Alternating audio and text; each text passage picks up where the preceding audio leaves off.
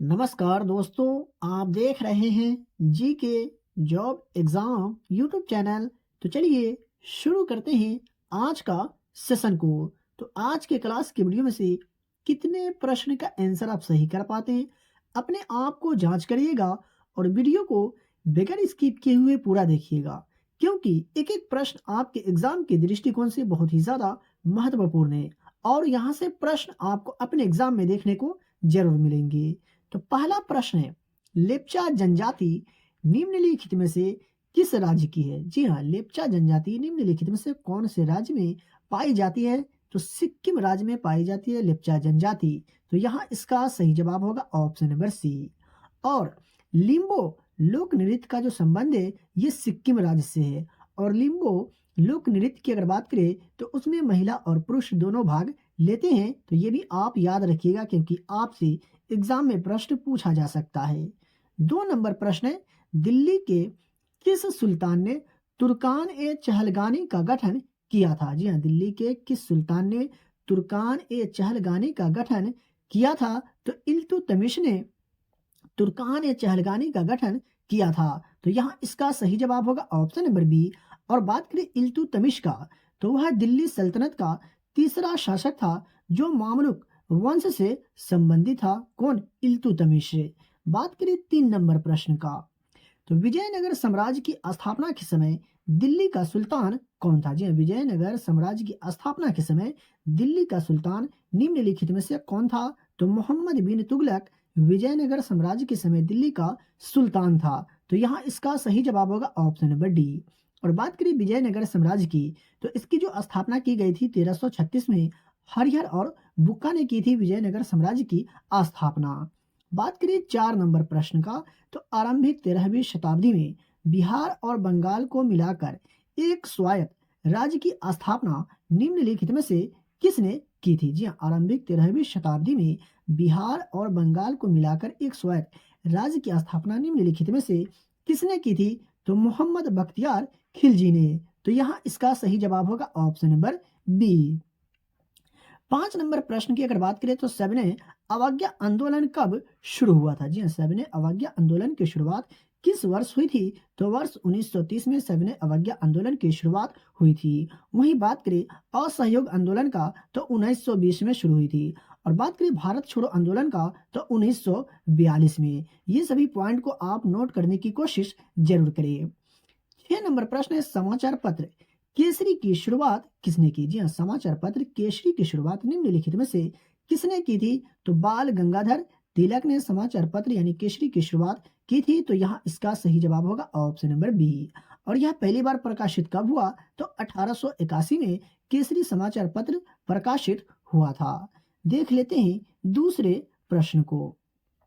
7 number प्रश्न है, निर्माण उद्योग में ठेकेदार का लाभ डैश में शामिल है? जी हाँ, निर्माण उद्योग में ठेकेदार का जो लाभ है निम्नलिखित में से किस में शामिल है? तो वस्तुओं की इकाई दर में निर्माण उद्योग में ठेकेदार का लाभ शामिल होती है। तो इसका सही जवाब होगा ऑप्शन नंबर ए।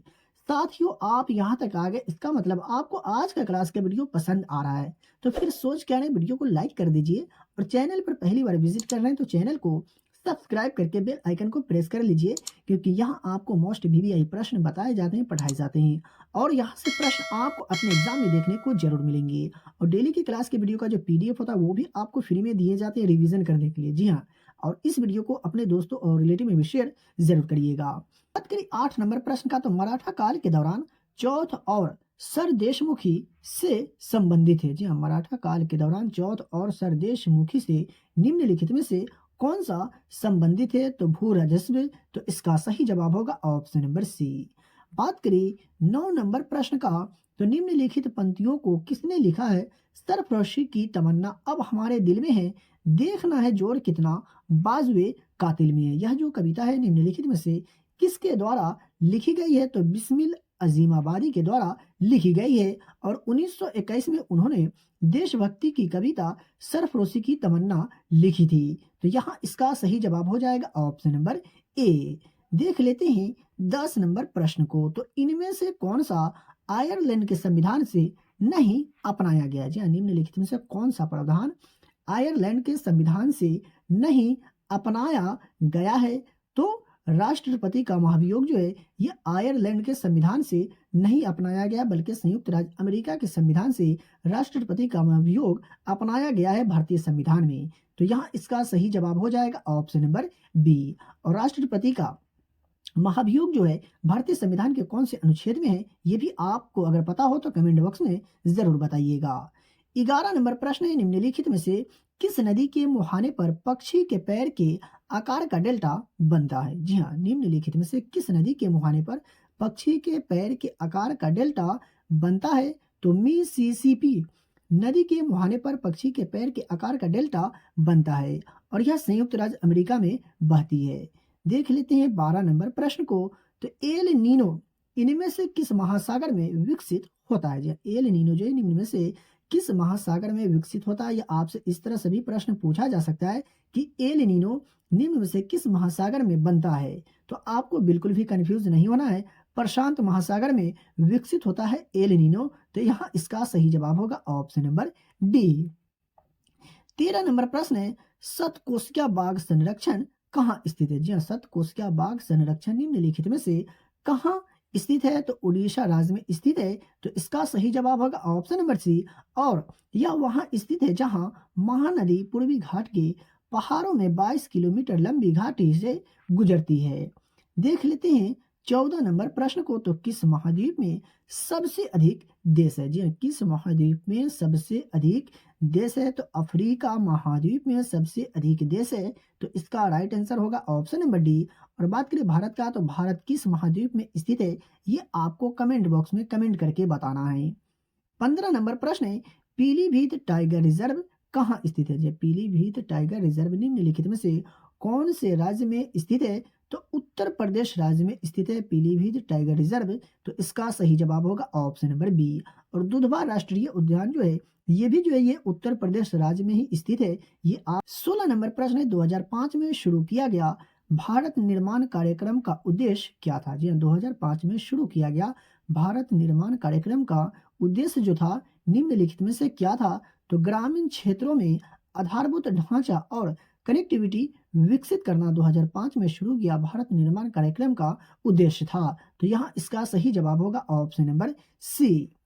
17 नंबर प्रश्न, इंद्रधनुष क्रांति किससे संबंधित है? जी इंद्रधनुष क्रांति का जो संबंध है निम्नलिखित में से कौन सी क्रांति से है? तो इनमें से सभी क्रांति से संबंधित है इंद्रधनुष क्रांति। तो इसका सही जवाब होगा ऑप्शन नंबर डी।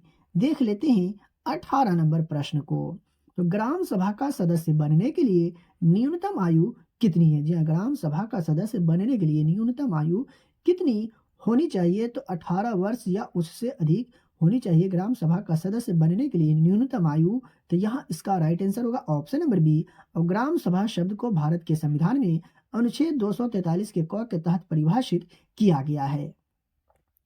बात करिए 19 नंबर प्रश्न का। तो बिहार में पहली बार राष्ट्रपति शासन किस वर्ष लगाया गया? मैं आशा करता हूं कि इस प्रश्न का आंसर आपको पहले से जरूर मालूम होगा, नहीं मालूम है तो आप याद रखिएगा। तो वर्ष 1968 में बिहार में पहली बार राष्ट्रपति शासन लगाया गया था। तो इसका सही जवाब होगा ऑप्शन नंबर ए।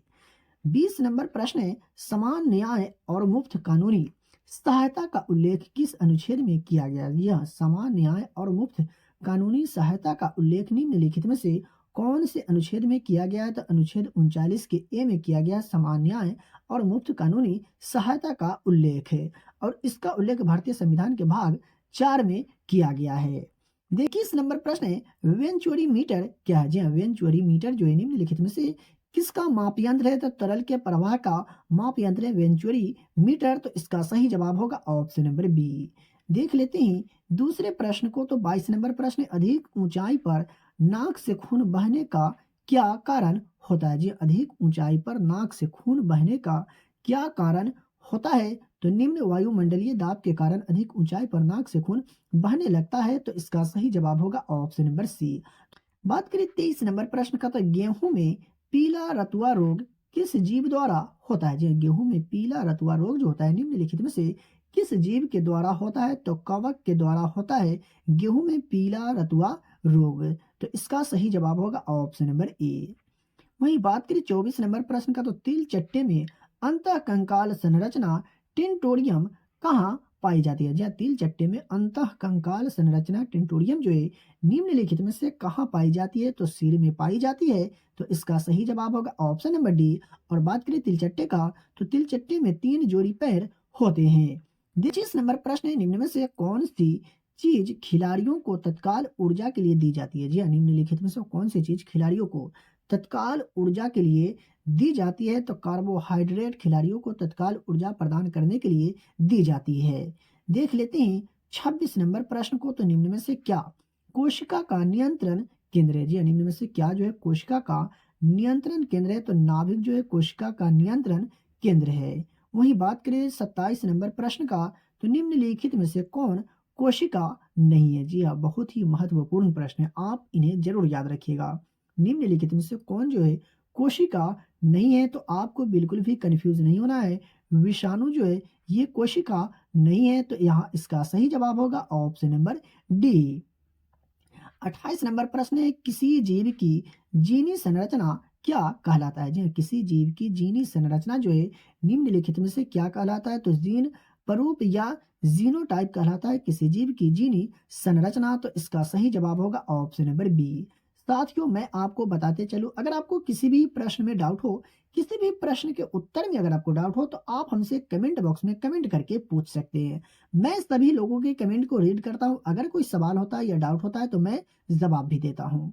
29 नंबर प्रश्न, तांबे के बर्तनों पर नीले हरे रंग के पदार्थों का निक्षेपण निम्नलिखित में से किसके निर्माण के कारण होता है? जी हाँ, तांबे के बर्तनों पर नीले हरे रंग के पदार्थ का निक्षेपण निम्नलिखित में से किसके निर्माण के कारण होता है? तो CuCO3 के निर्माण के कारण तांबे के बर्तनों पर नीले हरे रंग के पदार्थ का निक्षेपण होता है। तो इसका सही जवाब होगा ऑप्शन नंबर ए।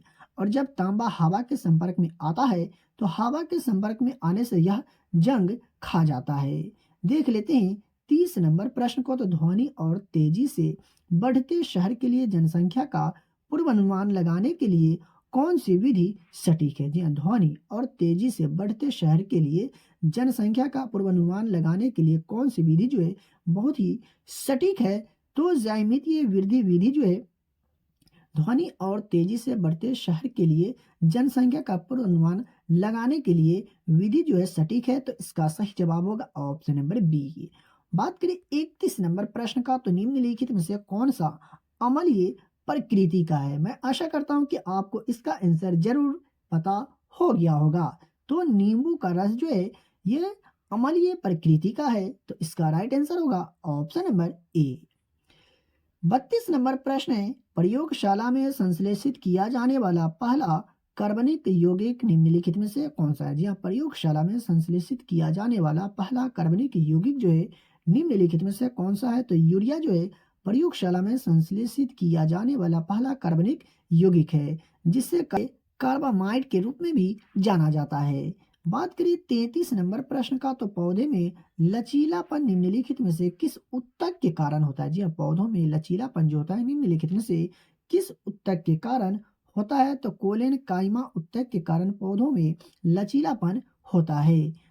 बात करें 34 नंबर प्रश्न का, तो अम्लराज या एक्वारेजिया निम्नलिखित में से किसका मिश्रण है? जी हाँ, अम्लराज या एक्वारेजिया जो है निम्नलिखित में से किसका मिश्रण है? तो गाढ़े हाइड्रोक्लोरिक अम्ल के 3 भाग और गाढ़े नाइट्रिक अम्ल के 1 भाग का मिश्रण है अम्लराज या एक्वा रेजिया। तो मैं आशा करता हूं कि आपको समझ में आ गया होगा। 35 नंबर प्रश्न है, बादल का बनना एक उदाहरण है निम्नलिखित में से किसका? जी हाँ, बादल का बनना एक उदाहरण है निम्नलिखित में से किसका? तो वाष्पीकरण का उदाहरण है बादल का बनना। तो इसका सही जवाब होगा ऑप्शन नंबर बी। साथियों, अगर आपको आज का क्लास का वीडियो पसंद आया हो, साउंड क्वालिटी अगर आपको अच्छा लगा हो, तो वीडियो को लाइक करें और चैनल पर पहली बार विजिट कर रहे हैं तो चैनल को सब्सक्राइब करके बेल आइकन को प्रेस करें और इस वीडियो को अपने दोस्तों और रिलेटिव में भी शेयर जरूर करें। और इसका PDF प्राप्त करने के लिए वीडियो के डिस्क्रिप्शन में दिए गए टेलीग्राम चैनल लिंक को ज्वाइन करें और डेली के वीडियो का फ्री में PDF प्राप्त करें। तो चलिए मिलते हैं फिर से नई वीडियो में।